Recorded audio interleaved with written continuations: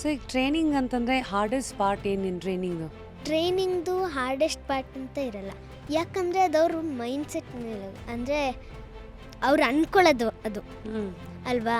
ಈಗ ನಾವು ಈ ಟ್ರೈನಿಂಗ್ ಕಷ್ಟ ಅಂದ್ಕೊಂಡ್ರೆ ಟ್ರೈನಿಂಗ್ ಕಷ್ಟ ಇರುತ್ತೆ, ಕಷ್ಟ ಅನಿಸುತ್ತೆ. ಟ್ರೈನಿಂಗ್ ಇದು ಈಸಿ ಇದೆ ಅಂದ್ಕೊಂಡ್ರೆ, ನಾವು ಟಫ್ ಅಂದ್ಕೊಂಡ್ರೆ ಟ್ರೈನಿಂಗ್ ಈಸಿ ಅನಿಸುತ್ತೆ. ಟ್ರೈನಿಂಗ್ ಟಫ್ ಅಲ್ಲ, ನೀನು ಅನ್ಕೊಳ್ಳೋ ಮೈಂಡ್ಸೆಟ್. ಅಂದ್ಕೊಳ್ಳೋದು ನಾನು. ಇದು ನಿಂಗೆ ಯಾರು ಹೇಳ್ಕೊಟ್ರು? ಇದು ನಮ್ಮ ಅಪ್ಪ ಹೇಳ್ಕೊಟ್ಟಿದ್ದು ನನಗೆ. ಸೊ ನೀನು ನೋಡ್ಕೋಬೇಕಾದ್ರೆ ಈಗ ಇದೇ ತಾನೇ, ಇಷ್ಟೇ ತಾನೇ ಅನ್ಕೊಂಡ್ರೆ ಈಸಿ. ಹೌದು. ಅಯ್ಯೋ ಇದಾ ಅನ್ಕೊಂಡ್ರೆ ಕಷ್ಟ.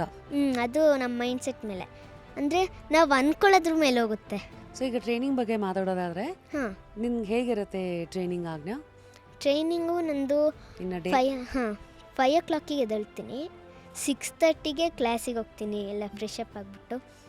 ಆಮೇಲೆ 6:30ಇಂದ ಒಂದು 9:30ವರೆಗೂ ಇರುತ್ತೆ.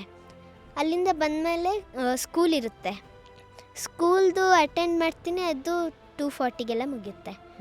ಆಮೇಲೆ 5:30ಗೆಲ್ಲ ಸ್ಟಾರ್ಟ್ ಆಗುತ್ತೆ ನೆಕ್ಸ್ಟ್ ಕ್ಲಾಸು. ಊಟ ತಿಂದ್ಬಿಟ್ಟು ಎಲ್ಲ ಮನ್ಕೊಂಡು ಸ್ವಲ್ಪ ರೆಸ್ಟ್ ಮಾಡ್ತೀನಿ.